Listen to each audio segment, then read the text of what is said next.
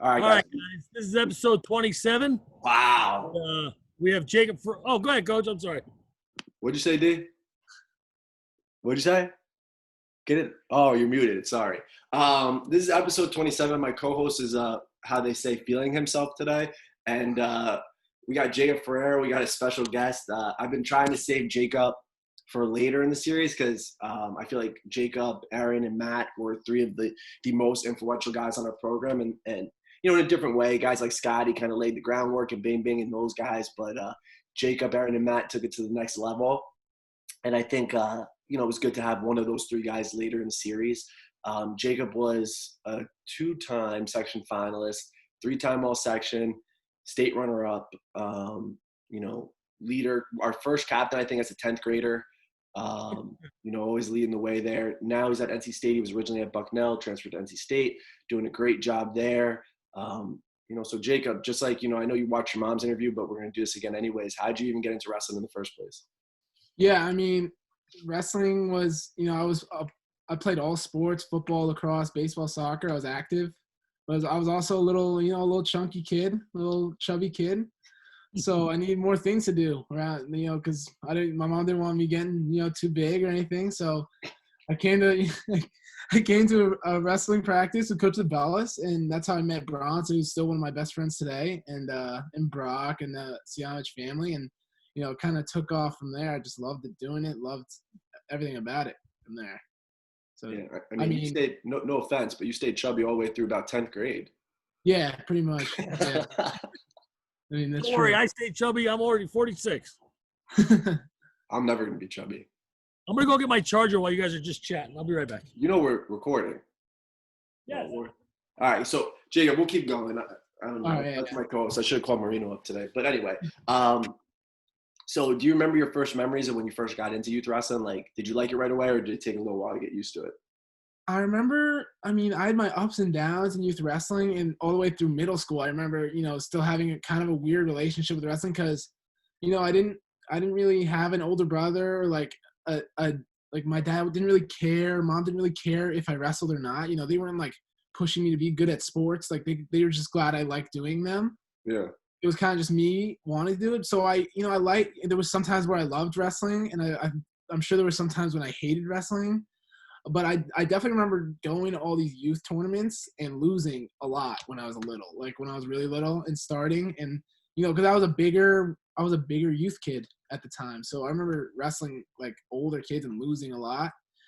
So, I mean, there were definitely ups and downs and, smiles and tears and all that. So, yeah. I kind of like what he said too, is about like mom and dad, like obviously they supported him and cared that he was doing sports, but it wasn't like, hey, be this great wrestler. I think that's almost like a good thing.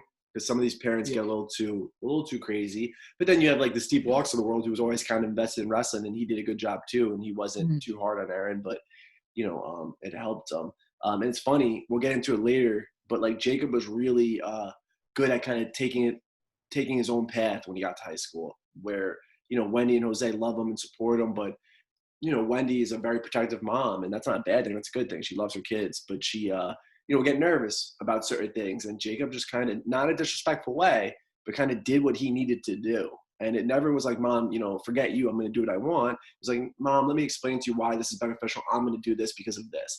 And to me, that's harder. And that's a lot to get out of a young kid, just to do that on your own. And he pretty much said that. And so I remember when I first met you, Jacob, you probably don't remember when you first met me, but I brought it up in might not have been the first day I met you, but it was my first memory of Jacob. And it was him and Nate, and Jacob was rocking double knee pads. Had to be like a third grader or something like that. And comes up to me, still like waddling his chest out, tough guy Jacob over there. Waddles over to me, and is, should I say waddle? That's probably not the right word. All right, but he comes up to me, and I think I was showing like, go behinds or something like that. And Jacob was like, that's not how I do it. I was like, oh. He's like, yeah, I do it like this. And he showed me, and I'm like, oh, okay, maybe I could help you a little bit. He's like, maybe, and kind of like rolled his eyes at me and kept going. I'm like, who is this kid? And lo and behold, it's friggin' now this guy. We're close as we are now. Do you remember any of that stuff, Jacob? Yeah, I remember that more in middle school. Like when I started getting, like I would come over to Greeley from Bell on the bus after school, and I remember you running the practice. And I remember trying to be like with part of the high school guys, but I wasn't there yet. And, I was with like Steve Nadler and Joe Sasso, and they beat the crap out of me back then. Yeah. And I remember realizing at that point, I was like, holy crap! Like I'm not a good youth wrestler. I have so much more to go to be. And looking how big and strong these guys were when I was like a sixth grader or seventh grader, that looking up and like seeing you run a practice, it was like scary. It was like the real world when I was looking at that, and I was just doing my own thing on the modified side of the mats. So yeah. Coach, isn't that funny? They said like it was scary, but like he ended up being the most driven guy we probably ever coached. So it's like something switched in his head, like something changed. Yeah, well, he was running the beginning of the practices since sophomore year. Pretty much, yeah, and doing a warm-up. really good job of it. And as a sophomore, unbelievable captain. Do you know what's funny too? And Jacob, we're going to talk about that switch that kind of made for you, and we'll go through all your years. But it's so funny to me that he's looking at guys that are bigger and stronger and this and that. By the time Jacob was a senior, you could put Brock and Scotty in that conversation. We're not talking about just wrestling results and skills. I think Jacob was the most physically imposing of the three. Brock and Scotty were strong guys, but Jacob was brutal. Like, Jacob was brutal, but a controlled brutal. Like, he wasn't like a jerk and throwing hooks for no reason, but when he pulled on your head, you felt it. When he came forward, you felt it. Like, he really was physical. So it's kind of funny to me that it's like these guys look so big and strong, but he ended up probably being the biggest and strongest of them all, and that's work ethic. So that's pretty interesting. Getting into the gym every morning at 6 a.m. too. Well, there's so much. We'll get to all of it because like you're like, I think you change every year a little bit. So when you were in middle school and you made that jump to high school right away, you started doing better maybe than I even thought. Like I said in your mom's interview, I knew you were going to be tough because you tried hard, but I thought being 160 as a freshman, 150, I think you were 160 as a freshman, being more on the chubby side, those are going to be seniors, you're a freshman. I didn't think you're going to have success right away. I didn't know you either as well as I ended up to know you, but, DeBellis did. DeBellis like, this kid's going to come out right away and he's going to be good. And you were. You weren't as good as you ended up being, obviously, but you were a 500 wrestler, wrestling seniors, had some big wins in there. What gave you that, I don't know if confidence is the right word, but gave you that, like, push to say, hey, I could hang. I might have to get better, but I could hang. And I'm not scared anymore. I'm in here. That transition from middle school to high school was kind of weird because, I was like I wanted to be good, but I didn't know, like, what needed to happen yet for me to be good.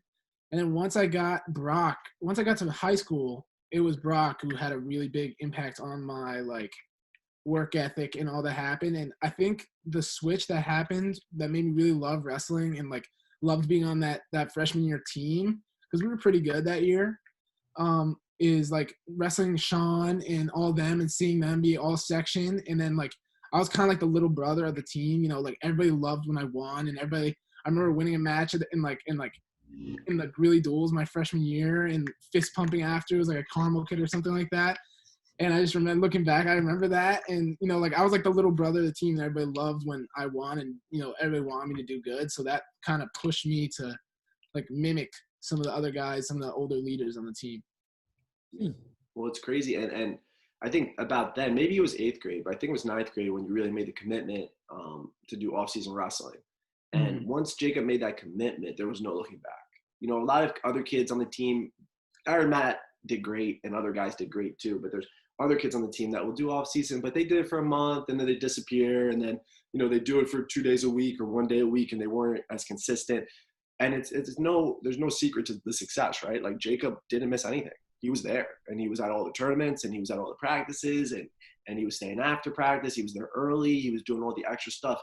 Do you think that was a little bit because of your success, maybe your freshman year, Jacob, or do you think it was more of like your lack of success and you wanted to be that guy? Yeah, it was, I think, I remember freshman year going to New York States to watch Brock and being like, maybe I'll be here my senior year. Maybe I'll wrestle here. You know what I mean? And, that, like, watching him and do how good he did his senior year, I wanted to be like that. When I first came in as a freshman, Brock, like, had this open workout, these morning workouts that he talked about in his, and it was like, so he would pick me up because we're neighbors, and Brock would do it, and we'd lift, we'd run, and we'd do all this crazy stuff, and like, So that just kind of put in my mind that, if Brock was doing that to be good, that I had to do that to be good. So like, that's just why. So after Brock left, I just continued doing that because I figured, if he was good and he did that, then I have to do that because I want to be good too. And, I wasn't. Go ahead. No, and I wasn't strong or anything. So I was like, okay, I have so much to get to close to him. So I have to do this. I have to be every day in this gym doing stuff. Well, I think you evolved, but I think you evolved too, where Brock did a great job, but Brock didn't have a Brock to look up to, right? So Brock was kind of just doing it on his own, where I think you got to see what Brock did, and then when Brock left, you made it even better, and you made it even more wrestling related. You made it more suited for, hey, this is going to help me win, and this is exactly what I need to do. Because you had somebody before you. We were talking about that yesterday a little bit. Having somebody before you is super important. And I was looking at the results like a couple of days ago. I on my email to Bellis, I was able to see like old section brackets. Yeah, I was looking for that yesterday. I looked up and I saw Jacob's sophomore year, and he ended up taking 6th, but which wasn't bad for a guy that was 500 the year before. But if you look at that bracket, he lost like a 1-point match in the semis, and then he lost like a 1-point match in the Conti semis or something like that, and then he lost to Leone, who got upset, who was like the 1 seat for 5th and 6th. So he was like, he easily could have been the champ. He was in that. He was very much in that bracket. It wasn't 6th place. And who won it that year? Jake Logan. You're kidding. Freshman year, Jake Logan, yeah. So anyway, but that wasn't my point. But like, I remember the semifinals with the RCK kid. That kid stalled his ass off. Like Jacob very rarely lost close matches, very rarely, because he would always come back and break the guy or whatever it may have been.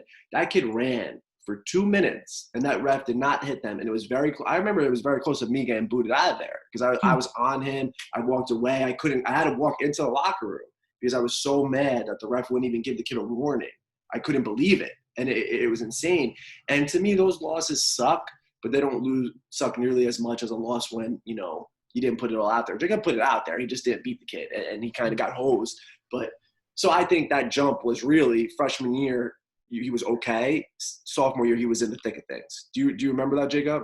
Yeah, I think that freshman year to sophomore year, one of the biggest parts of my growth as a high school wrestler, I can actually attest to Aaron and Matt being, Aaron and Matt were like studs as soon as they stepped on the mat freshman year. I remember watching Aaron beat whatever the East Ramapo kid at sectionals for 3rd and 4th, and I was like, holy crap, this kid is good. Like, I was like, oh my God. And Aaron, I used to not hate Aaron, but like we used to scrap, and I used to hate losing to Aaron because Aaron's one of those guys, we keep score of the matches, and I hated it. Oh my God. And it would piss me off so bad because, I was like the sophomore captain, right? And he was the freshman, but he was better than me at the time. And I hated losing to him because like, Aaron is the guy that you'd be like, that was 12-2 after the match. I'd be like, oh my God. And I would be like low key, like amping it up, be like, Aaron, what's the score? And I'd like quietly say it and walk by him, Yeah. And it would make me so mad. There were certain times Coach would have you guys wrestle though. He wouldn't wrestle every day. Yeah, no, we wrestle every day because it would be a fist fight if we wrestled every day. Yeah, I mean, you guys it was great. Yeah, so I can definitely test my competitiveness and growth that year to Aaron pushing me to be, because that was the first year. I remember placing in sectional sophomore year, and then John Deagle, because I was like a 7:00 guy, or not the high school team at Deagles for my freshman year in my 8th grade, pretty much, I think. And then after I placed that sectional sophomore year, John emailed me, and it was like an invitation to the elite team. And you would have thought, like, I remember getting in the middle of class, and I was like showing my friends and stuff, and I was like, marketing on John's part. Good job. Yeah, you would have thought I won the lottery or something, because I was so happy to be a part, because I knew all the guys that were in there were so good. So I was so happy to get that email. And that was the first year, I played football my sophomore year, and I played lacrosse my freshman year spring. And then my sophomore year spring, I was like, Mom, I could play lacrosse from 3 to 5 and then miss the elite practice and go to John's for the 7:00. And she's like, you kind of have to choose now. Like, now it's time. Do you want to wrestle or do you want to play all 3 sports? And I chose the elite. And that was the first time I went to off-season tournaments, started wrestling freestyle and all that stuff. I do remember when you decided not to play lacrosse, because anytime you guys decide not to do another sport, the coach always calls me. Mike, we need him. I just need him for face-offs. I don't even care if he comes to practice. Yeah, I never had a problem with any other sport. Like, I loved playing all those sports, but at that point it was, after that sectionals, I remember, and I was like, I was close to being the finals, and I wanted it now. I needed that's what really pushed me. And Aaron always pushing me too. And Matt took fourth, right, or something, and Aaron took third, and I was like, and they're both doing elite program, or Aaron was at least, and I was like, all right, I have to start doing this too. And I think that helped the older kids. I think that helped Sasso and Nadler too. Yeah. I mean, Aaron and Matt definitely changed up the overall attitude to the. I would say I still had my hard work and everything, but they pushed me wrestling wise to. I was always competing them. If I went to a practice, because we'd all carpool. If I went to a practice and Aaron wasn't coming, I would be like, all right, I'm one up on Aaron. Like I got to practice today. I didn't take a day off. And he probably felt like that too. Oh, he 100% did. And it was in the room. Aaron's super fast. He would win the sprints, and it would piss me off. So I would try to beat him. So that's that little rivalry, especially freshman sophomore year, definitely excelled both of us to push ourselves even harder. You know what I love about you saying that, Jacob, is because I know that's true, right? But some people would rather say, no, I got really good because I worked really hard. It's cool, and that's true tue. That's 100% true. You worked harder maybe than anybody I've ever coached, but we do have some people like Aaron, Matt, Izzy that worked really, really hard too. But you were up there, if not the hardest worker. But to say the push from a kid younger than you helped you, one is a mature thing to say, but two is like an intricate thing. Like, you need that, right? Like, I think a lot of our kids on the team now, are great kids, but I think they're almost scared of competition a little bit. They're scared to get in each other's faces a little bit. Or if they get in each other's faces, they're going to get in somebody's face that they know that they could get in their face. They're not going to go into that person where it's going to be that challenge, right? And I think that challenge with Aaron and Jacob was instrumental. Like, there was practices, like he said, where they were very close to going to blows. Well, maybe Jacob was close to going to blows because Aaron was more of like the poker. Like, Aaron would be more like, I'm up 4 takedowns to 2. And Jacob would be like, and I would see Jacob's face like bright red. I'm like, oh boy, maybe I should split them up for this go. But then I would split them up and then I'd put them back together, and kind of, let's cool off for a go, but let's go back together again. And I don't know, Jacob, that's a very good point. I really think and Aaron said it too. I don't know if you watch Aaron's, Jacob, but he said for him, it's like you would get to a shot, you would score, and then Aaron would have to learn a counter. This is a little later when you guys were getting a little closer rested and maybe you getting a little edge there. And he's like, you would figure out his counter. So he would have to figure out another counter to try to slow down your, and it's like it made him better too. Yeah. No, yeah, because I feel like sophomore year was like kind of the year that that was the year he had it on me, and I hated it, right? And I didn't hate it, I loved it, but it pissed me off a lot that he beat me. So that's when I wanted to beat him, and I knew if I beat him, because if I beat him, I would be there with the rest of the section guys. If I knew if I was beating him on the regular, then I would be up there in the section, up there in the state, because he was there already. As a freshman, I remember watching him pin that East Rampo kid. I'll always remember that. And that kid was like a senior, a tough senior who had like a dislocated shoulder. And I just remember him being like pretty tough from East Rampo, big. Yeah, he was a tough kid. Aaron, I remember watching Aaron cradle him in like a minute in the section, third, fourth. And I was like, oh my God, this dude's gonna be tough. It's crazy. And I hope, Coach, and this is for you kind of, that guys like Vinny and Michael are watching, because they did a great job. So they got a lot better. But like Vinny should be feeling that way about Michael Amatrado right now. Not in a negative way, but he should want to get him. He should want to catch him because he can't beat him right now, right? And Michael should be feeling that way maybe about wrestling with me, getting a takedown, or wrestling with a good guy at the club, like putting somebody ahead of him that he wants to catch. Well, if you don't care, it's not going to burn into your brain. And if it doesn't burn into your brain, you won't change. Mm-hmm. And that's what happened. It meant so much to you that you thought about it after the fact. And reflection is a huge piece for getting better at anything. If you don't think about it, you're just going to be the same guy over and over. And what's interesting about that, Jacob, you could speak on this, is I feel like it's Jacob, right? It was him. Like I'm sure I swayed him in ways and you swayed him in ways and we said things to him or whatever, but he chose to be this person. He chose to be this person. You can't make somebody want to be that person, right? Like, you had to say, like, this is who I want to be. And again, out of everybody I've ever coached, I think Jacob was probably one of the most coachable people. He listened to everything I said. He would do everything I told him to do because he wanted it. Like if he didn't want it, it would have been different, right? You can't fake that. You can't fake. I feel like a lot of people will try to fake it to appease coaches or appease their teammates, but I can tell you the dead giveaway. Huh? Dead giveaway is for the guys that are listening on our team. The dead giveaway is if we're looking at you and you're looking at us, you're not doing the right thing. Jacob never looked at us. Jacob was focused on the practice, whatever it was. But how many times you look over at a group and all of a sudden they make eye contact with you? You're like, wait a second. How are you looking at us when you should be? Or they start drilling harder because we're looking over there. But like Jacob's a perfect example. Jacob will go lift in the morning or work out in the morning. He didn't tell me about that. I knew he did that. We might have talked here and there about it, but it wasn't like, once in a while he'd bust my chops and be like, I got a great workout in today. But I knew he was doing it. You know what I mean? It wasn't like he was doing it to tell me to impress me. I knew he was doing it, but he would bust my chops and be like, I'm coming for you. I got a great workout, whatever it may have been. And we got younger kids on the team that actually did a really good job, but they would always point out to me when they would do something extra. It's like, you don't need to tell me that. I don't want to know that. Do that for you. Why are you impressing me? That doesn't do nothing for me.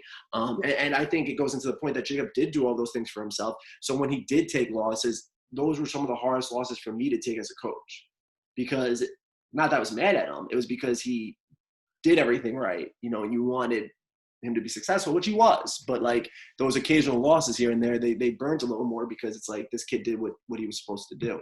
Now that jump from 10th grade to 11th grade, I think was substantial. Do you think there was a difference there? Like what happened that offseason?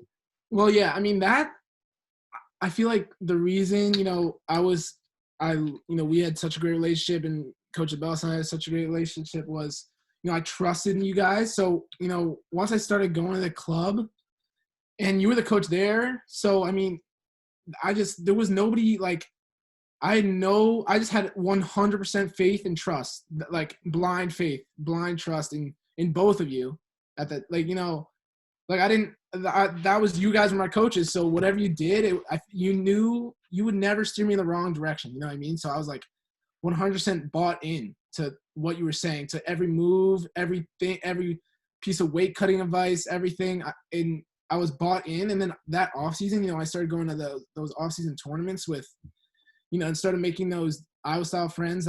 Empire friends. I'm still friends with today. So, I mean, that summer, I think, that was a summer when I think Mike Donato was a senior, just graduated, just took second, and like Evan Frank and Kyle Davis and Clifton. Falbo too. What? Falbo too. Yeah, Falbo. And I remember going to practice, and Clifton would be waiting for me there, and I could not get off a bottom when he was on top of me. He would make fun of me. And I remember, it was those summer days that were just hot in the room, and it was like 5:00 on a summer Tuesday, and other people were, at the pool doing stuff, and you were there at the Eagles, like working really. Anthony was putting us through literally hell in this hot room, and it was just, it was fun. So, I mean, that summer definitely built up toughness and made me kind of into that elite wrestler mentality and wanted to do it all year round and practice every day. I think there's two keys in what he said, Coach. Two big keys. One is that, it was hell, right? And it wasn't easy, but he trusted the blind faith, right? It's like, this is going to get me where I need to get. I want to be that person. But when I say it was hell, sorry to interrupt you. No, go. It was hell, like when it was happened, but after you feel, and I would come home and my mom would pick me up at that time because I didn't have my license still.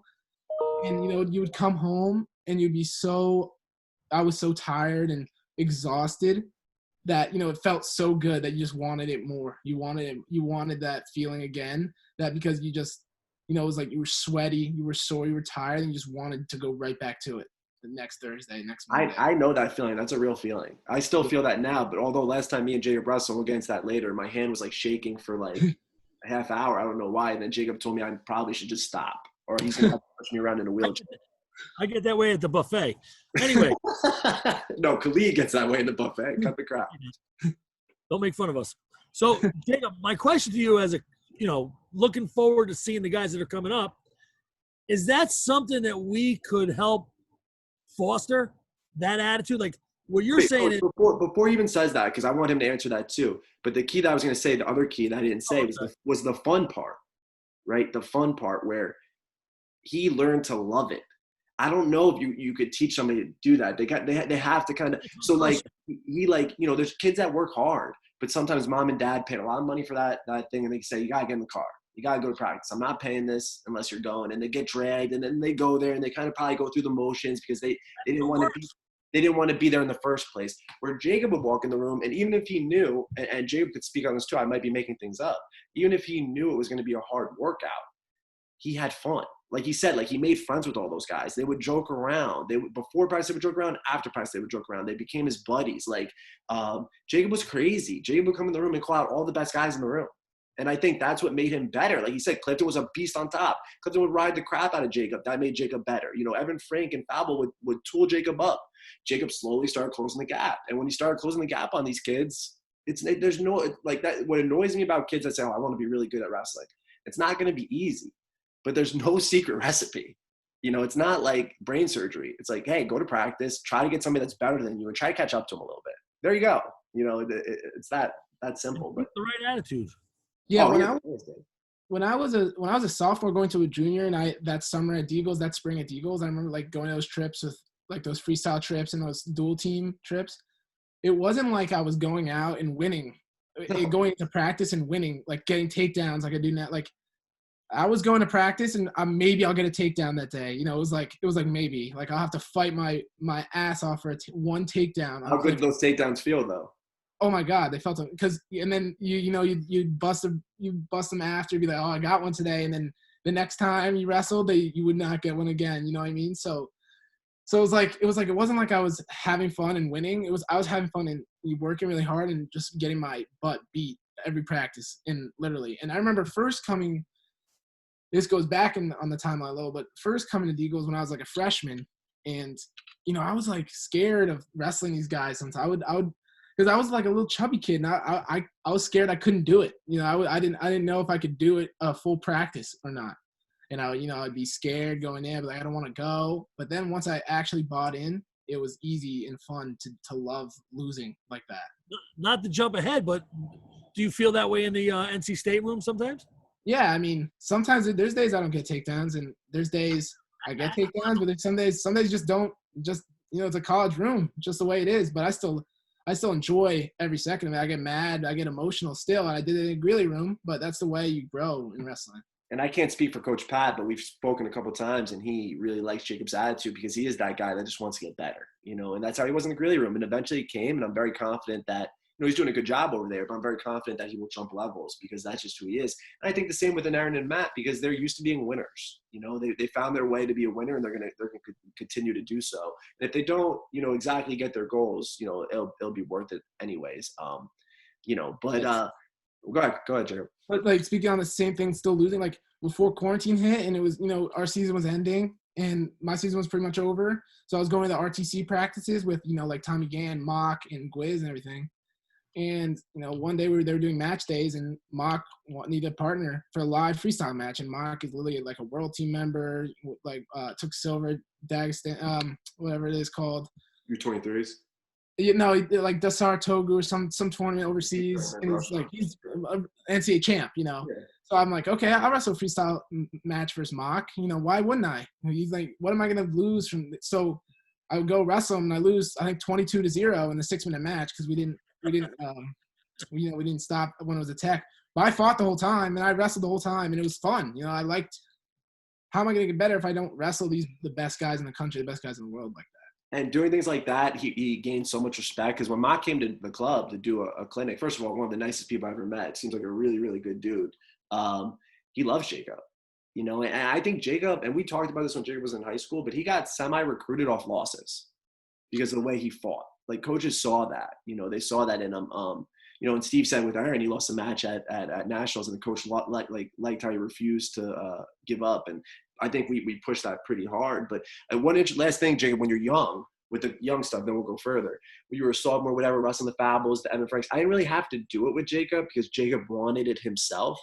But I think a thing that, and we talked about this in another interview, a thing that our kids don't understand that if they join the club, and that's why it annoys me that there's 15 Fox Lane kids and like 4 Greeley kids there, right? They get, listen, I'm sorry if other people are watching this, but Greeley kids get preference when I'm there. That's just how it works. That's how I work, and that's how it's going to go. And if Evan Frank said no to Jacob, I would say, that's sorry, bud, you're going with Jacob today. And that would have been the end of it, because what I say goes. And I feel like that our kids don't realize the advantage they have. You know, like Jacob really had no business wrestling Anthony Falbo as a sophomore. You know, but if he wanted to wrestle with Anthony Falbo, he was wrestling with Anthony Falbo, and that's the end of the story. You know, and I don't think our kids take full advantage of that. You know? Mm-hmm. So hopefully they start to, because it's frustrating. Yeah, it's frustrating. But so I think Jacob. So your junior year, you had a sophomore junior year, you had a really good year. Couple really big wins in there. A couple ones that stand out to me, and I'll let you talk about whichever ones stand out to you, but a couple big ones that stand out to me, and we talked about in your mom's interview, was the semi at Oswego, was huge. The blood round at Eastern States was huge. And just getting a bid to the state tournament, I think, was huge, and getting in there and competing. But speak a little bit on your junior year, you know. What do you remember from that? Yeah, I think junior year, coming into that year, I was ready. You know, I was off like a full wrestling off season, and I was ready to, like, make my name on the state and, state stage, national stage. Now I was ready to go. I remember the opening dual meet versus RC Ketchum again. I had a 170 pounder. I forget his name, but he was tough. He took like 4th in the section. Isaac Riley something. I remember this. It wasn't Isaac Matthews. Aaron wrestled Isaac Matthews. Yeah, it was some long, really lanky kid. I remember this. Yeah. But I remember I pinned him, and he took 4th in the section the year before, and I remember I was like, all right. And I remember starting that year off like 21-0, and then going to Eastern States. And I remember being at Eastern States, and I wanted a place there. So I lost I think I lost my first match or second match, I forget. But I had to wrestle. I think I won a double OT match, and then the blood round match was huge there. I remember that. And did you like throw him at the end or something? You did something late. In the blood round match? Yeah. I just took him down, like with no time. Like, yeah, just like a high crotch. And I remember just taking him down. I remember I yelled loud. I was pumped up, because he was like, that was kind of like my first real win, real big win. That kid was a returning section champ. Yeah, and like a state placer, D2. Yeah. So I remember I was hyped, and then I kind of got complacent at the end there and took 8th. But I was really excited to place. And then I do remember that I remember the Oswego match, because wait, let me think about this. Okay, yeah, I was undefeated, and I wanted to win Oswego, because that, Oswego is a super tough tournament, and I remember we hadn't had a champ since like Brock won it, I think, and it was like a snow tournament or something, and I wanted to win it. I wanted to make a name for myself, and that was a tough tournament. I remember battling with that kid, but I remember him being really weird and staring me down. And I remember I remember you said to me, after that match, that was the best match I've seen you wrestle. And I just wrestled well and won it, and then won the finals. And I was happy after that. Yeah, I think if I remember correctly, it wasn't like a crazy score, but the finals wasn't close. No, I think it was like 11-3 or something like that. Yeah, you weren't ever. Yeah, the semis was the hardest match. That was the match, because you were the 4th seed, I believe, and that kid was the. Yeah, I remember. I think the semis kid. I remember he had a little bit of hype, because he took Clifton into OT at States when Clifton won it, or something like that. Yeah. Yeah, and that kid, like you said, was a little strange. So it was great. Like he came to. I don't know if you remember the bus. I think I said this in Wendy's interview too. But like I was standing next to Jacob. He had his straps up and everything. We were in the corner, and that kid like put his stuff like right in the corner where we were standing. I'm like, I remember saying, like, now I'm a grown man, but I'm like looking at this kid, like, what are you doing? Like you don't do that. And it, for whatever reason, it got me even more fired up. I'm like, I hope Jacob really gets this kid, and he did. And he did it in a tough way, which makes it even better, right? If you catch him or you out slick him, like. It's different, right? Jacob just out-toughed him, and I loved it. It got me incredibly fired up. I think almost too fired up, where the kid like stared me down again when he shook my hand. He was very mad at me. I don't know why. I must have said some things. I don't know what I did. Nothing inappropriate, but I must have been fired up. Yeah, I always loved going on Oswego, because it was kind of like the most inconvenient tournament for anybody of the entire year. And I remember always being sick, and I remember being sick my junior and senior year. I remember having like legit sinus infection my senior year, but I was definitely sick my junior too. but I still remember loving it. I remember I kind of loved cutting weight for that tournament in that huge gym at like Nice 5 gym. in the morning Yeah. and running around that all those mats. And I don't know why, but it was fun because you knew nobody and everybody just came to kind of scrap, and it was fun. We didn't go this year. Yeah, I know. Well, We'll there's be back. reason. I had a baby and whatnot, but Yeah, no, it was. but to his point, like I love that tournament. And Coach Bill came on and was saying he gives them a nice break over winter break. And I'm not going to disagree with Coach Bill because he does a great job. He's an unbelievable coach. Like I said, I steal things off of him.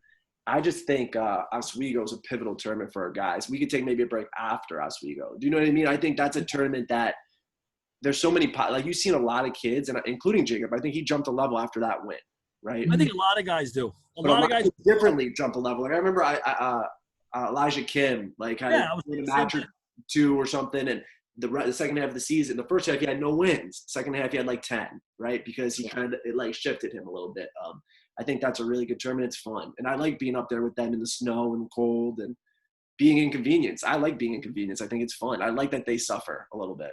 Yeah, I remember that year Nick Phillips, cutting out of one because we could have won. We were trying to win the section that year really badly. Yeah. And Nick was our best chance was now they're going 220 and Nick going 195, and Nick was cutting a lot of weight to go 195 and he made it. And I remember that. And then, I remember like Oswego being a point in the season where it's like it kind of weeded out the kids who didn't want to be there. Like anybody who was committed to the team and committed to getting better was at Oswego. If you weren't, you didn't really. So that's why like it kind of it's a far drive, a far bus trip, but it was fun going with the whole team, and then and we won there, so it's great. Yeah. So it's crazy. So that year goes on. You have a great year. Eastern States you take 8th, but to me we kind of saw that Jordan Wallace was really good. Really good. Jordan Wallace is actually almost underrated. I feel like I think he was very, very good. He lost a silly match he shouldn't have lost. He should have won the state title that year, I believe. But seeing him place only like 4th or 5th or whatever he placed, or maybe even 3rd, I don't know what he placed. He was 3rd or 4th. He was in there somewhere. But Jacob being 8th, I'm like, we could close the gap on this guy. I really felt like we could close the gap on him. We saw him again in the county final. We saw him in the county finals. It didn't go great. And you know what? The section finals wasn't really our best match either. But I think that was a little bit of a confidence thing with Jacob.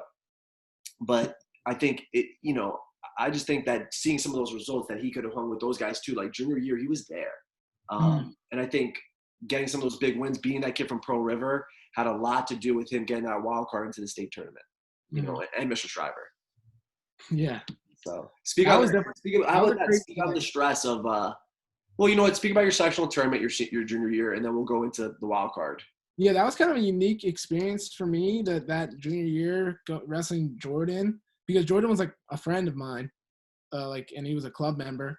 And I remember getting pissed off at John because, I felt like John was coaching up Jordan and it was overlooking me. And I remember being pissed off about it. I remember I wanted to win. And then, so Jordan had to get the wild card and everything. And because John was like, I felt that way. He wasn't doing that, but I kind of looked at it that way for some reason. It was kind of immature of me, but that's the way I saw it. And it kind of made me mad, but he also pushed me, but I never beat him. But that sectional tournament, I lost, and I was pretty upset because I remember working really hard to get there, and I remember every year of high school, this is like the sprint matches in the other gym. I remember those. That's like the moment I remember working really hard every year is those sprint matches. That's 7 minutes, and then Anthony talking to us about like we're on top, we're on bottom. You need to take that. I remember working like looking at Aaron beating me, having to run. I remember working really hard in those. And I just wanted to say that for some reason. I don't know, but I just remember that. I like you're the first guy to really get into some of the workouts, and I think they're being overlooked a little bit. But yeah, I'm glad that those sprint matches definitely like are always. I'm always gonna remember doing those for some reason, just because I remember them being really, really hard and loving it at the same time. Because you knew when we did those, it was time to go. It was sectional time. It was time to wrestle. But losing that match in the section finals, I was happy to be in the section finals, but I was really pretty upset losing that, even though I didn't really, probably on paper, didn't have a shot to win it. And then the wild card thing, I remember being in school and when the wild cards came out and didn't get one, or I was a 5th alternate and there's 4 that go. And I was like, oh, maybe I'll still go. And, all the other guys were going to state team practice, and I didn't know if I was going or not. And I was so stressed out. And at one point I was going, and at one point I wasn't. And David Schreiber found this loophole that he had an extra match. So I ended up getting on the state team, going to states. Kind of had a okay experience there. It was fun. I didn't really wrestle that great, but it was just a first year at states. It was like, I went 1 and 2 or whatever I did, but it was kind of preparing me for the next year, pretty much. Real quick, you lost the match by a point. Yeah, he was right there. But I don't want to skip this. I forgot to say his semifinals, his junior year at sectionals. Okay, kid. This kid, what was his name? I forgot. Austin. The Arlington kid. Austin, yeah. Jacob won. The kid was stalling. He was just trying to hold on pretty much. I remember them going out of bounds, or you guys going out of bounds, and you were up by 1, or you were like tied or something. And I go, Jacob, come on, you got to pick it up. And you looked at me, and you're like, I'm not losing to him. And I was like, okay.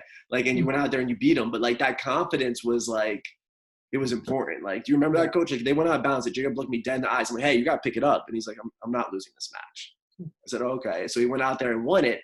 And I loved it, and I loved it. I loved the intensity about I used to love watching Jacob out of the corner of my eye. No matter what the score was, I knew he was coming back. Always. I mean, and we kind of overdid that, past that, as his freshman, sophomore year, but there was plenty of matches. Like, I remember the Cornwall kid at Greeley Duels or something. He came back on and broke him, and that was a big one, and all these things. But, Jacob never lost a match. He just ran out of time. Yeah. But, like, even with the John situation, like, I remember that too. Right? I remember that too, and I remember being annoyed also. And not the fact, John's a business owner. He's not a high school coach, right? He's a high school coach, but, like, he has to do what's right for the business. For me, Jacob was a member longer. Jacob was dedicated. And I'm like, I want Jacob to win. And obviously he's a Greeley guy. And I want Jacob to win. And I almost took it as a challenge too. Like, oh, okay, you're going to give this guy more attention. I'm going to give Jacob more attention. We're going to figure it out, which I would have anyways. But, and John ended up learning to love Jacob, and they have a good relationship now. But me and John definitely had our moments when it was like, this guy could be, really good. You got to put a little bit more faith in that, and I think he started to see it the older Jacob got. And I think he always liked Jacob. I think he started seeing the potential a little bit later in his career. Like, geez Louise, this kid is tough, I think, and John gets very emotional. I don't know if he'll like me sharing this story, but I don't really care.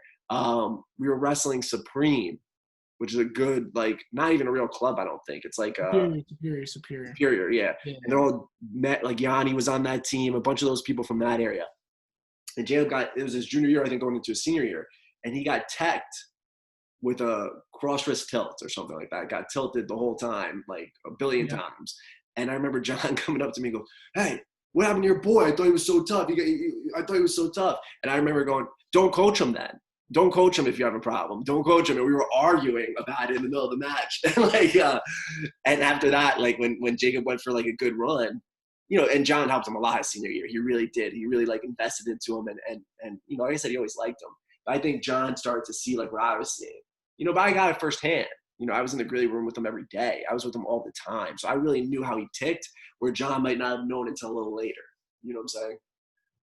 So I don't know. Yeah, and I think moving along from junior year to senior year now, that junior year, I mean, I remember going to a ton of freestyle tournaments. I remember going to freestyle states that year and having a really tough bracket and wrestling like 6 or 7 matches with the whole Greeley team. I remember that. I remember I had a state finalist in the first round, and then I had, like, Joey Yanis in the second, in the wrestlebacks. 1-by-1, I think.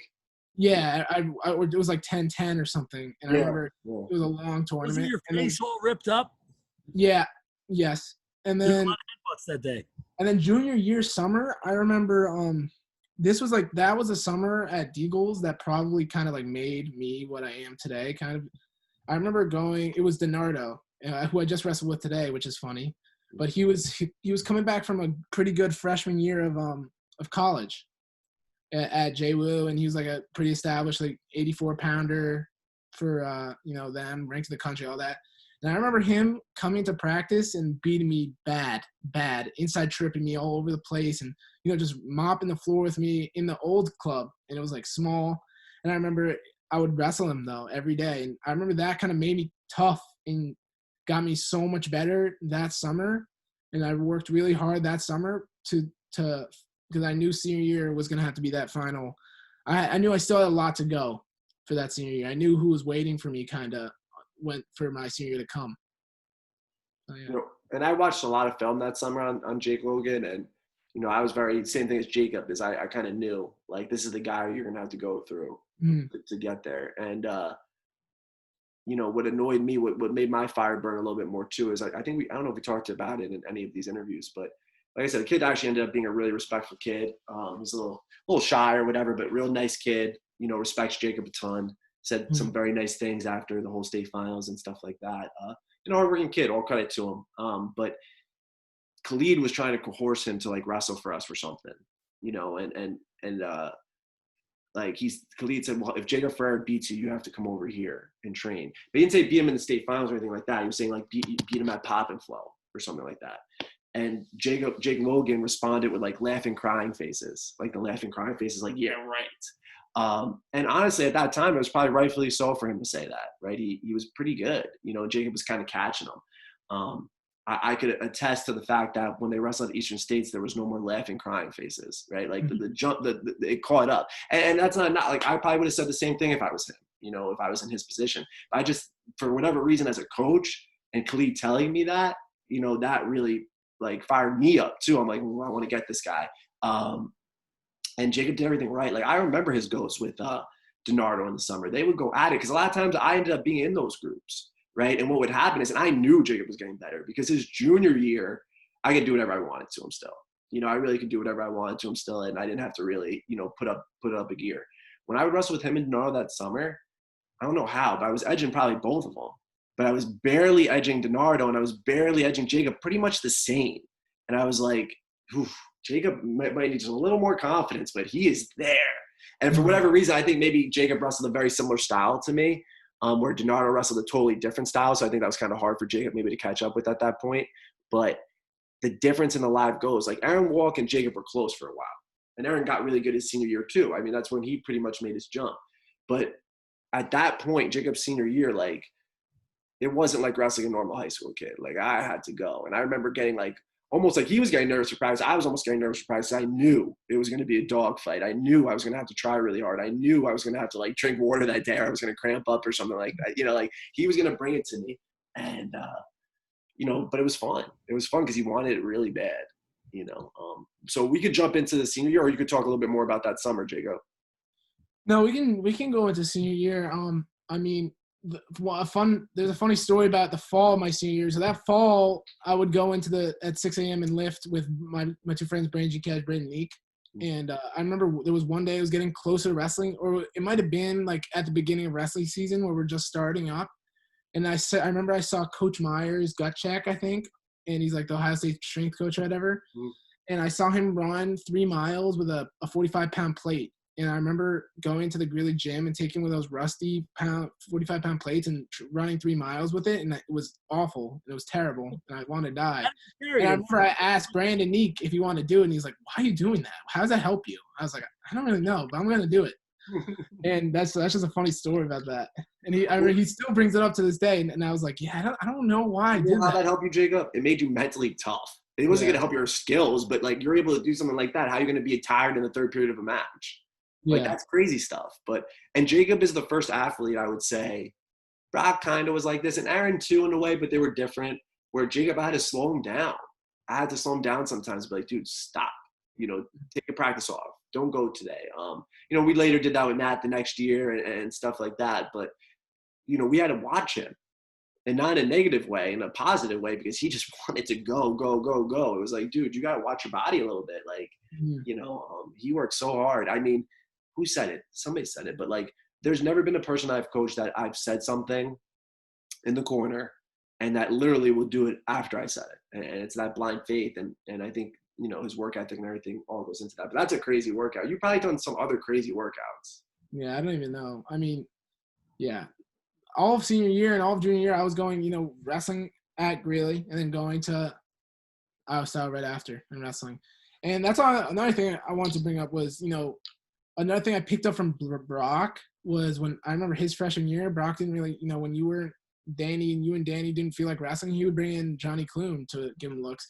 And I had Johnny Santos, and me and Johnny Santos were actually friends, unlike Brock and Johnny Clune. But I remember, I was like, Josh McMillan was kind of hurt a lot, and I didn't really have a training partner that much. I remember bringing Johnny Santos to practice, and Steve would come, and Matthias would come, and we would wrestle. And that's, that was like, I needed practice partners, and I wanted to mimic him. I knew, he did that. I should bring in people. I should bring him, me and Johnny Santos are good friends to this day, but I was like, I need more workouts. I need more partners and stuff like that. Yeah. Yeah. Well, I think Jabe's the first guy, like I said, like I couldn't probably go with him every day because he's tough. Like, I had to get physically and mentally ready.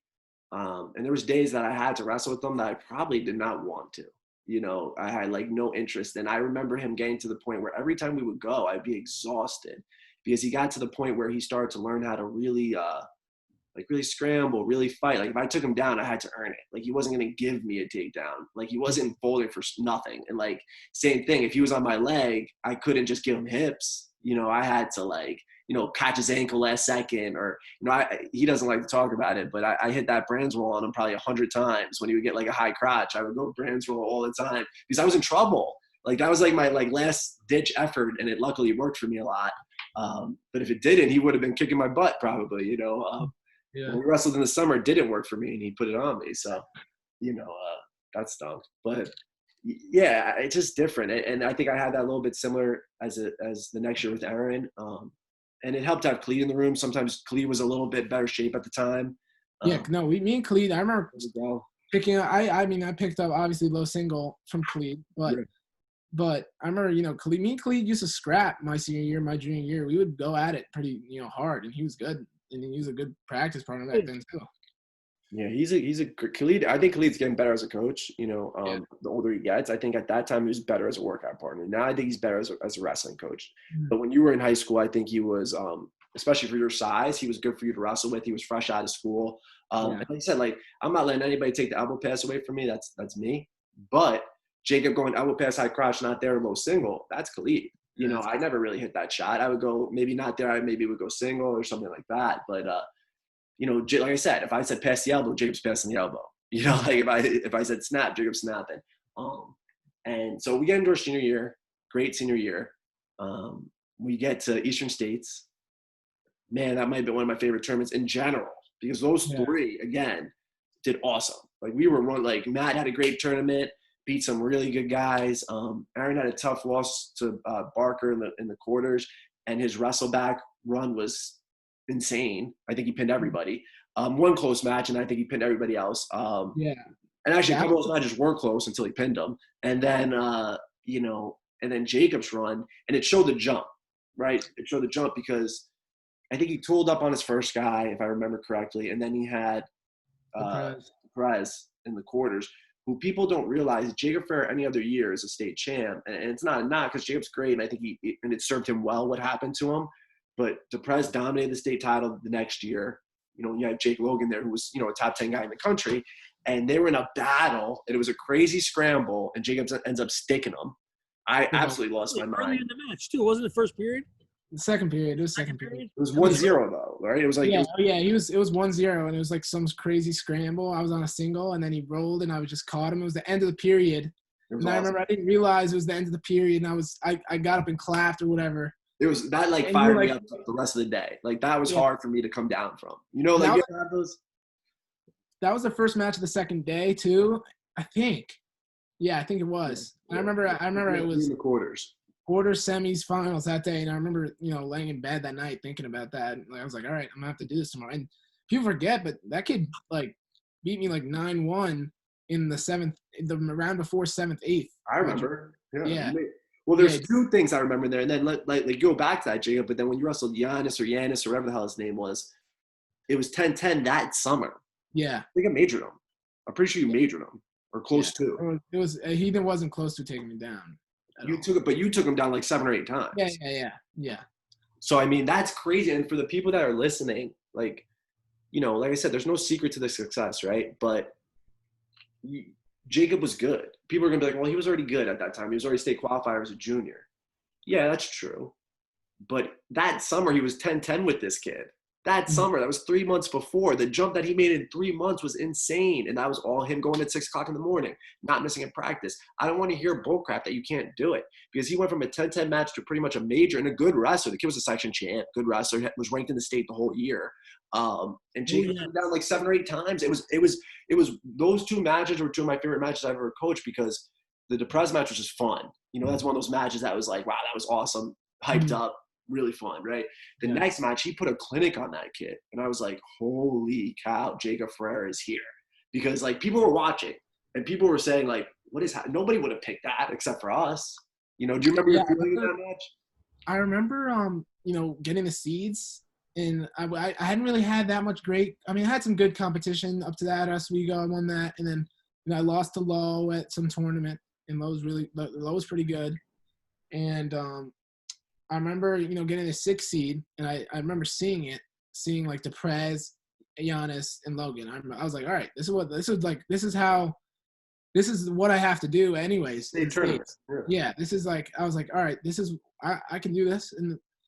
And nobody really, I don't think anybody really expected me to make the finals of that tournament. I don't really know, because yeah, you guys did, but I don't think anybody, obviously you did, but I don't think anybody else really was like, yeah, Jacob's going to the finals. Maybe I would have placed, but I don't think anybody really thought that. But I kind of, dominated my way to the finals. It wasn't close. I circled the Deprez match in my head, but I thought that if you got to Giannis, that you were going to beat him. Giannis was a Middletown kid or Section 9? Minnesink. Hello! Jacob's a popular guy. They must see you live. Is that Nate or Wendy? No, it's my grandpa. It's my grandpa. But yeah, Eastern States, and I remember getting to the finals. Is that the grandpa that's yoked? Yeah, it is. I remember getting to the finals of that tournament and actually seeing, Aaron. I remember that was another time I was like, Aaron is tough, because he lost, I think, a close. Oh, it was that kid. They lost by Oswego to Barker, right? Yeah, and he lost like a 2-1 match, and then he literally came back and pinned 5 straight, and we were in 7th place at Eastern States as a team. Like, that's kind of crazy to think about, because like it was like Wyoming Seminary, Danbury, Hilton, Long Beach, Wantagh, and then us there. Yeah. I was like, it was kind of crazy. Like, who would have thought that we would be there? And we won the sportsmanship award that year. Yeah, because we didn't get top 6, so they gave us the 7th for sportsmanship award. We were terrific sportsmen as well. I don't know about that, but I do. But yeah, and then so I get to the finals of that tournament. We come back. I won I remember John telling me before the semis versus Giannis, he was like, you're so much better than this kid. Do what you do. He knew, that kind of gave me. I remember hearing that and saying, yeah, I am. He's not my level. I'm gonna beat this kid bad, and I did. And then we get to the finals, and it was kind of weird being there, because like, to my right was Grippy, to my left was Tyler Barnes and all these guys, which is funny that we're teammates now, but all these really good guys standing to my left and right, and I was like, all right, I'm one of these guys now, and I have to wrestle like that. That's awesome. That match was a dogfight, and I think, like I said, there was no more laughing, crying faces. That match was a war, and it was almost a blessing and a curse, because if Jacob just wrestles him in the section finals, Jacob probably kills him at that point, right? Mm-hmm. Jake Logan realized in that moment that I'm in trouble here. This guy is for real. If he doesn't have that match, who knows how he's thinking, and I don't know if you remember this, Jacob, but I remember this. Same thing. You guys go out of bounds pretty much. And I caught you. Mm-hmm. And I remember shoving you and throwing you back into the match and saying he doesn't want it with you or something like that. Yeah. And throwing you back out there. And Logan, good kid, like I said, but you saw a look of nervousness in his eye. Holy cow, this kid is going to keep coming at me. What is going on? Just talk about that match, though, because that was a great match. Even in a loss, it was great. Yeah, I mean, I was a little nervous. I mean, it was pretty hyped up, that first one. All the Iowa Style guys cheered me on. Everybody wanted me to win bad, because that was an opposite club guy. And I wasn't really. I don't think I was really supposed to be there. Like I said, I wasn't supposed to wrestle him tough. He's a Fargo finalist, all this, and I was just a state qualifier. But I kind of went in there, and we didn't like each other at that point. We're cool now and everything. But, at that point, it was always going to be – it was just a scrap. It was hard clubs. It was pushing out of bounds. It was, it was just scrapping the whole time. And it was fun doing that with him. It was like – I knew it was going to be a tough, long dog fight match. And, that's what I liked. That's what I wanted. So, yeah, I lost that one, but it gave me a boost of confidence. That I was like, all right, that was a 5-4 match, and he got hit with a stalling in the third period, and I maybe should have had 2. And I was like, all right, I can win this next one. I wanted this next one. And then, yeah. Well, what drives me nuts, and we'll get into a little bit more, but you had a takedown in that match. I thought his hands touched. That should have been 2. And then, because they always talk about how Logan never got taken down in his last 2 years in high school. And in my head, I'm like, you wrestled Jacob a couple of times, and they were great matches, and the kid won fair and square. But, the takedown at Counties, too, was going to be 2 for sure if Sal doesn't stop that. So he really, in my mind, like, the kid's a beast. No doubt. But, like, he definitely got taken down twice in there. So cut the shit with that stat. But so that match happened, and I what I loved about that, Coach Chabela's, too, is Jacob wrestled tough. But looking at Eddie's face and those guys' face over there, where they were really into the match. When they were sitting in the chair, they were probably doing like we would do with Jacob and Aaron for other matches, where like they got this, like cut and get another, like like that kind of thing. They started off with a very relaxed posture, and towards the end they were not relaxed anymore. And it's like they knew too, which, like I said, it could be a blessing and a curse, because they knew that this was a thing.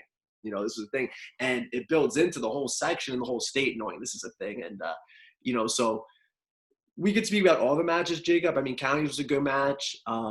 There was a lot of heat, right? There was a lot of heat, and I think it was, they're kids, so it's okay if they have heat. I think there was a lot of heat with adults about it, and I did not like that, right? Like, I to this day, I don't have any problem with Grant. He's who he is, and he's fine, and does a good job with his people.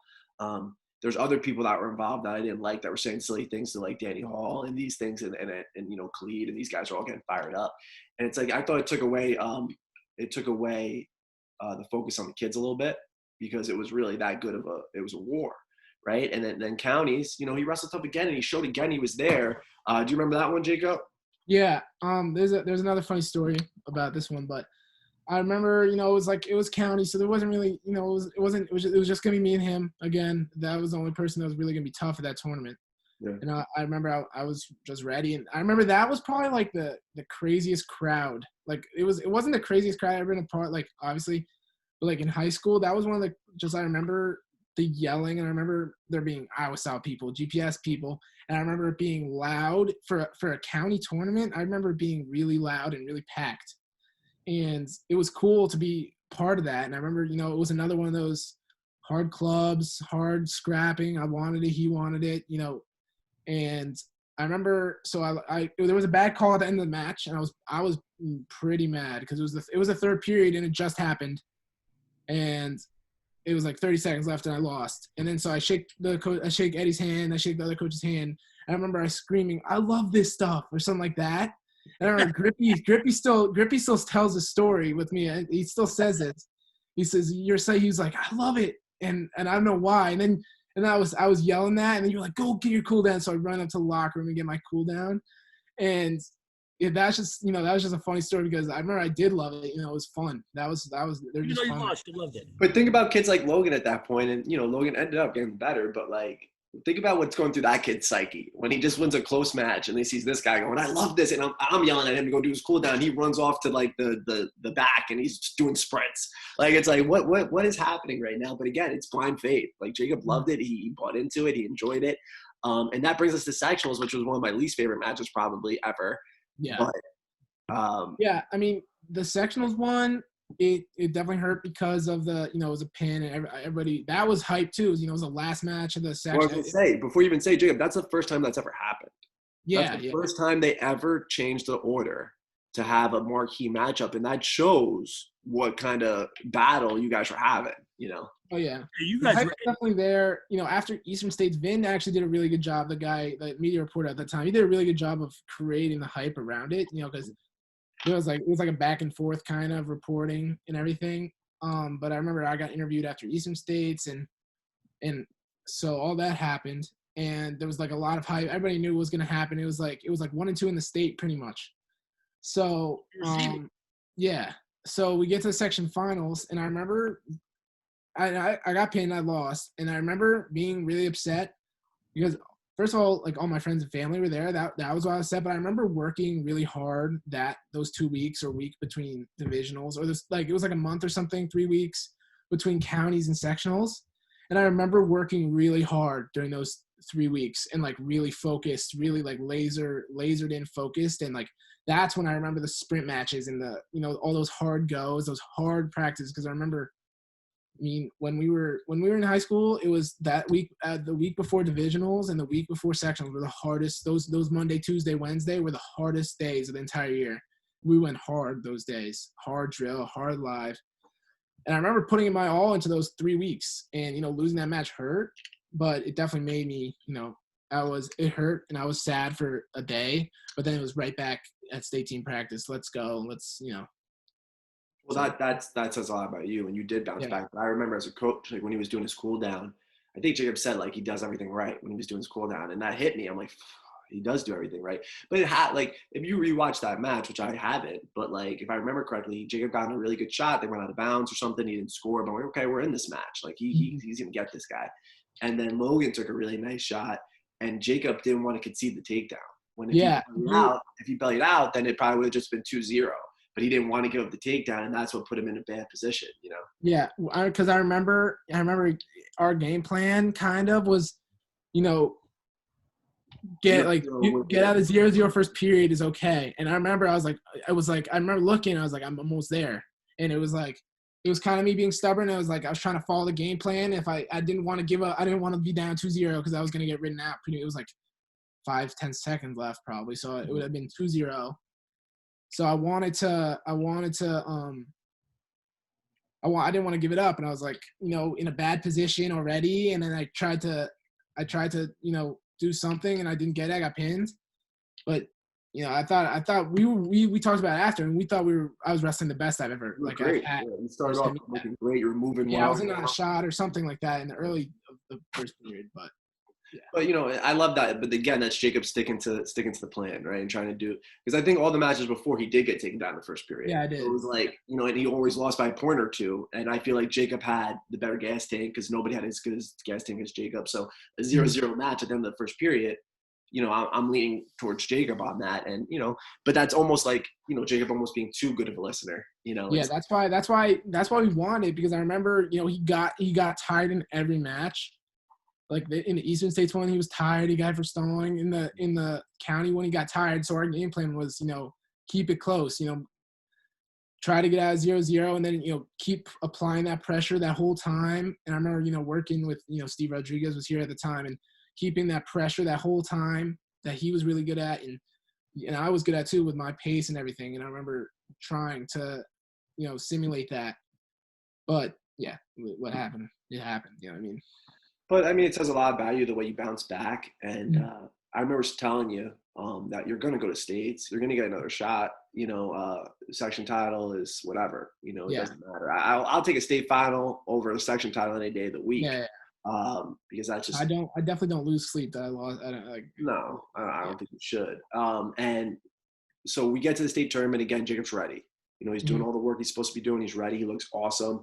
I think he majored the kid from Wantagh, who's a tough kid. Killed him. He was super big, like strong, jacked, yeah. And so I remember easy first day, but I knew second day was gonna be, that's where it was gonna have. I had Deprez and Logan. That was my go. So and they're studs. That's tough. Yeah, it's tough. I mean, I think those are the three of the top guys in the state at that time. In the same weight class. I don't want to keep you too long, Jacob, but just let's talk about these last two matches and the semis. You're down by a point. Well, wait, I have a quick story before the semis. So I remember that morning, the day before I warmed up with somebody else before weigh-ins, but that morning I remember I warmed up with you specifically. Yeah. And we went hard that morning because it was like a couple hours before. I remember I wanted to wrestle you, and I wanted that, because I don't know why, but I just wanted to. And I remember being the lightest I've weighed, like the lightest I've on the scale because of how hard we go, like the whole season. I was like 180 or something. Yeah. And I was like, I'm ready to go, and I wanted it. You wanted it for sure. And to speak on that point, Coach, too, and you could jump in on this, is it doesn't matter. And we still do it. We didn't have a great team this year, right? We were rebuilding. We're getting better. Our kids are buying in and they're working hard. But we still were the first team at the weigh-ins. We still got our warm-up in before weigh-ins. And Jacob, I think we gave him the option a couple times. We're like, you know, your weight's good. Do you want to warm up after? But Jacob never wanted to break the routine. We walked in, if I recall, maybe it was the year after or the year before, I don't know. But I'm pretty sure we walked into that arena that morning, and it was me, Aaron, Matt, you, and Jacob, and nobody else was there. Maybe I had somebody warm up with Aaron. I had somebody else come for Matt. But other than that, there was nobody in the arena. And I think that says something about these guys' commitment and our program. Yeah. Well, we would always be knocking on the door to try to get in. Yeah. They wouldn't let us in. So the semis was, I mean, that was probably one of the crazier matches I've ever wrestled in. I mean, Grippy, I remember watching from Grippy is one of my good friends now, obviously. And I remember watching from like the waiting area where all the wrestlers waited. I remember watching Grippy take a kid down with literally 2 seconds left. And you know, it's hard, all the coaches tell you, like, don't watch, because your emotions go up and down and you'll snowball and it'll affect. But it's so hard not to watch at the state tournament. It's so hard not to see what's happening. And, I was obviously watching. And then I was on the side of the match, and Grant won a nail biter match. And then I was up. So, I mean, that match was, it felt like if that match felt like 30 minutes. It literally felt like the longest match of my life because he was just, he was good on top and we were scrambling all over the place. And then, it was like 30 seconds left and he got hit with a stall or two and I needed the skate. I needed a reversal. And I don't know, really, it just happened and I did it. And I remember pulling his hand up and snaking that leg behind and getting it too, and it was crazy. He swam. So he had legs, and if I remember correctly, he had legs, and you built your base. You swam. He fell off to the side, and somehow you guys fell into that position. Yeah, and it was like he was like Peterson on his belly kind, and I just like ripped his hands apart and snuck behind. You remember your thoughts in that moment? Because I never really asked you about that. Did you think like, I got this, I'm gonna break her? You're like, oh my god, I might not get it. Like, what was going on? No, I remember seeing that. And I was like, I'm gonna score, but I remember thinking I was like, I'm gonna do anything I can to score right now to rip his hands apart. I remember ripping his hands and grabbing his fingers and just trying to pull him apart as hard as I could with all my effort I ever had. And I remember, you talked about my mom's interview, but I didn't really celebrate. I loved it though. I know, and I actually have been one to celebrate after a big match, do a scream or something like that. But the reason I didn't celebrate, it was like unreal kind of that it happened. And I looked in the stands, I saw a couple guys, and I pointed at them. But then in the corner of my eye, saw, Eddie Ortiz and the other coach and, them all sitting on the white hockey rink. And I remembered, like, my job isn't finished. So, like, what am I going to I'm not going to celebrate. Yeah, it was an awesome match. I was happy. And I think I got emotional on the walk back to the locker room after that. I was like, Iowa style, let's go. Like, all this stuff. And, like, slapping the side. And I remember you punching the bellas and going crazy. And I remember, let's go. Yeah, and it was crazy. Well, a little known fact, Jacob, you know how they did the Hall of Fame thing for me this year, which is funny. They didn't have to do that like John did. That picture of me, that's that match. Oh, really? Me screaming, that's that match. I didn't know. I asked Khalid because Khalid put together. I'm like, what match is that from? And he's like, Jacob's semifinals match. Yeah, so I mean, I absolutely lost it. And I say it all the time, like Aaron winning the state finals is unbelievable, but it was so anticlimactic because he just dominated. Like just straight like excitement. It's hard to make up that match was like that. Like again, like me and DeBellis were going crazy. Like that was fun. I remember seeing your family in the stands, running back to you when you were doing your cool down and like fired up still and like saying we got one more and boom, here we are, state finals. Let's talk about that one a little bit. Yeah, I mean, I remember again, going back to the hotel, like all at States, what you do, sleeping a little bit and then coming back, warming up with, I think you again. And yeah, it was you again. You showered at the arena in the locker room and put on your suit and everything. 3 years in a row. You, Aaron, I did it for AJ this year too. Yeah. And then, I was ready for state finals. I was ready. I knew what it was going to be, and it was going to be another hard match, And I don't think I wrestled my best in that match. But he didn't, he didn't do what I need. He definitely game plans the heck out of that match. That was a good, he came with what he wanted to do, and he stuck to it. He didn't give me a righty collar time. My offense wasn't really diverse like it is now. Back then, that's kind of like what I did. Yeah. With elbow pass, and he didn't give me the opportunity to do it the entire match. So, I mean, yeah, he beat me. And then, I remember I wasn't No, I wasn't nearly as – I was upset, and I wasn't nearly as upset as for the reason that I lost. I was upset that, it was over, that the whole journey was over kind of. High school wrestling was over more. But I remember, shaking Eddie's hand and saying thank you for it was fun. It was fun while it happened. I had fun during this whole thing. It made me better. What did he say to you, by the way, before you continue? Because he told me you said that, and I saw you talking to him like, geez, Louise, what's Jacob saying? Because there's a lot of emotions.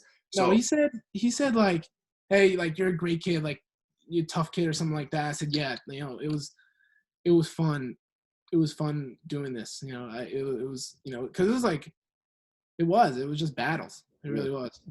And definitely made Jake Logan better too. And then, I tell this story all the time, but I'll let Jacob tell it a little. But the match is over, and I remember me and DeBella sitting there, and we're upset. But again, it was a similar idea where I was super proud that Jacob even did what he did. Coming from where he came, I totally believed he could have won that match. I still believe he could have won that match.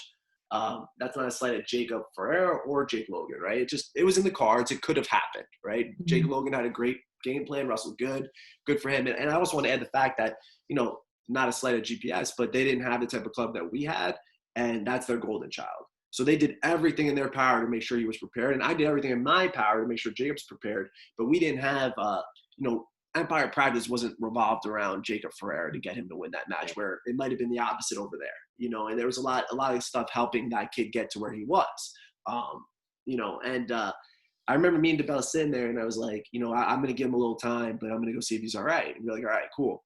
And I walked back there, and I'm not expecting you to be freaking out because I knew how mature you've gotten, but I expected like a middle of the road. Like, I expect you to be really upset, but I totally did not expect you to be doing your cool down. That's not what I was thinking. And tell me your train of thought because I walked back there. I didn't tell you, of course, I would never tell you to do that after the state finals. Yeah. What made you say like, hey, like I need to get this cool down in? I mean, it was kind of like a spiritual type of cool down. It was my last one. I wanted my last match to be like every match I've ever wrestled in high school, and it's still how every match I wrestle, I do a cool down. That's the way I do it. I wasn't going to make it. It kind of helped me cope with the idea that it was over and that I lost, that I still, I worked hard. I pushed myself hard in that cool down because, I wanted to. And, that's just what I did. It's that cool down was a resemblance of my entire high school career. Just keep pushing, you take losses, just kept going. You know what I mean? So that's why I wanted to do it. I mean, and the maturity of DeBellis, and we've talked about this before, but the maturity in that moment, like, I was expecting something different, right? Like I said, Jacob is such a good kid. I didn't expect him to be ripping walls apart and doing anything crazy, but I expected to have to talk him down a little bit, where it was almost like he was talking me down a little bit, because I didn't come in. I know not to come in upset when somebody loses a match like that, because I know that would just make them more upset, right? So I still came in you're all right, and he's doing his cool down. I don't know if you remember, but I was like, you're okay. And he's like, yeah, the lessons I learned in the Greeley room and the Empire room are more important than the state title, and I'll beat that kid someday. Yeah, and I remember I was a little, they were like, my eyes were watering up while saying that, and you were like, don't say that. You're going to make me shut, I think I told her shut up. I think I said shut up. Yeah. But it was great. Yeah. To this day, and Jacob, I've told you this before, and I've said to the kids, to this day, that's right up there with Aaron winning a state title. Because at the end of the day, wrestling ends, right? And are you going? What kind of mentality are you going to have? And to me, that shows that Jacob was very prepared for the next level.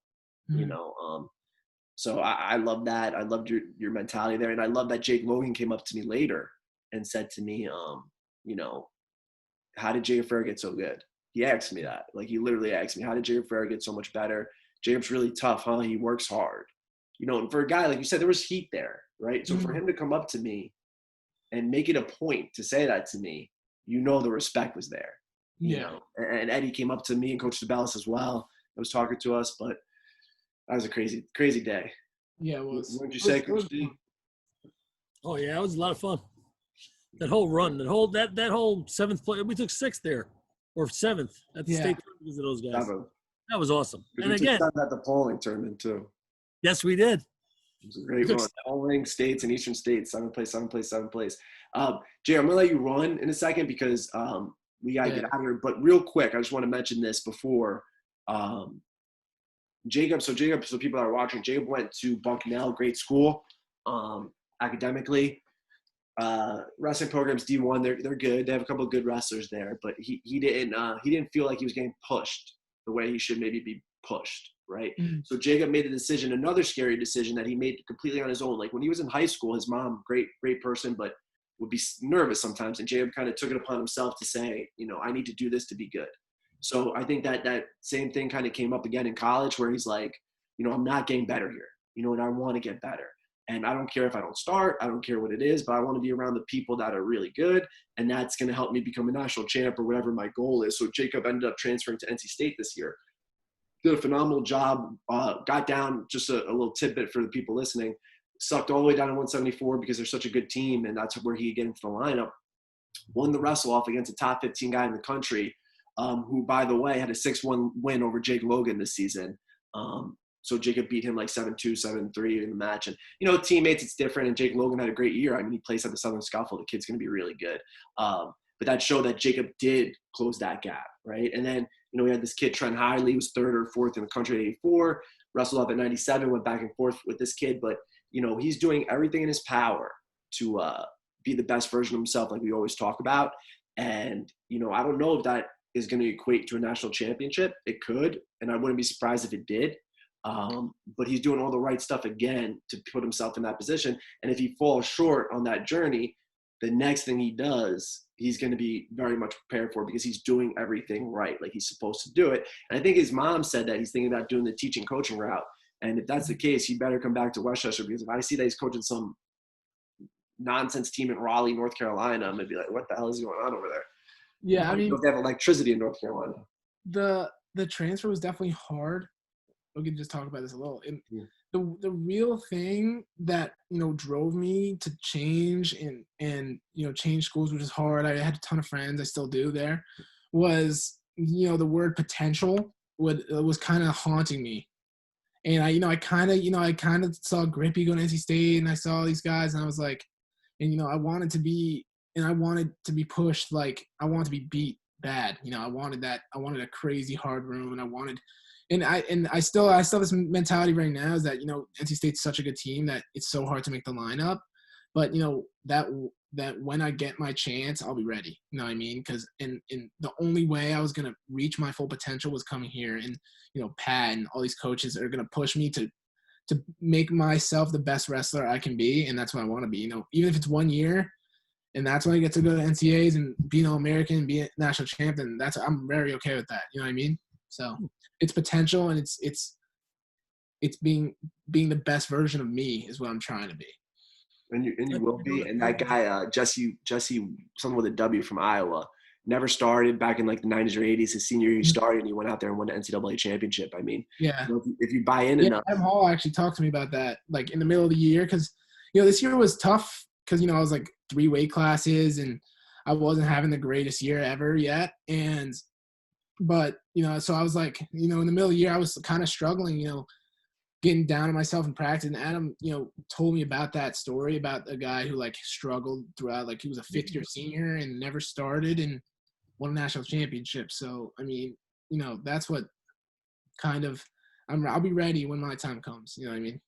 You're going to be ready, and you're in the right room to do it. And yeah, I mean, everybody says you're doing a great job, and I know you're working as hard as you can. I think confidence is important. I think once you start, I think you believe in yourself. But I think once you believe it at that highest level, the way that Pat probably believes, and the way that Coach DeBellis and I probably believed in you before you were that guy, I think once that totally sets in, the sky's the limit. I'm really excited to see you do it with probably 5 other Empire guys over there, which is really cool. Yeah. AJ, RJ, Camacho, Grippy, and Jacob. We could get all those guys in the lineup. That would be pretty sweet. That'd be awesome. But Jacob, we couldn't be any more proud of you. Like I said, Aaron, you and Matt, I think we're a different breed. I'm very proud of all the kids that we've coached, but those 3 guys really stand out to me. And I think you were the leader of those 3 guys. Although Aaron won a state title, he's a year younger, and he did a great job his senior year. He did a great job. I'm so proud of what he's doing. But just your work ethic and the way you bought in, nobody ever bought in blind faith like that until you did it. And then Aaron, a lot of people bought in more than an average high school kid would do.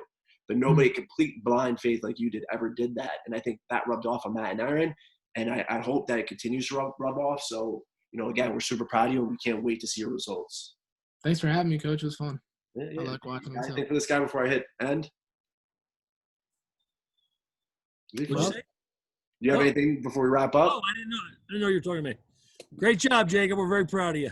Thank We're you. looking forward to you winning a national title. Listen, Awesome. next time we wrestle, you got to spot me 10 takedowns, and I'm going to win. All right. 50. What? Get the hell out.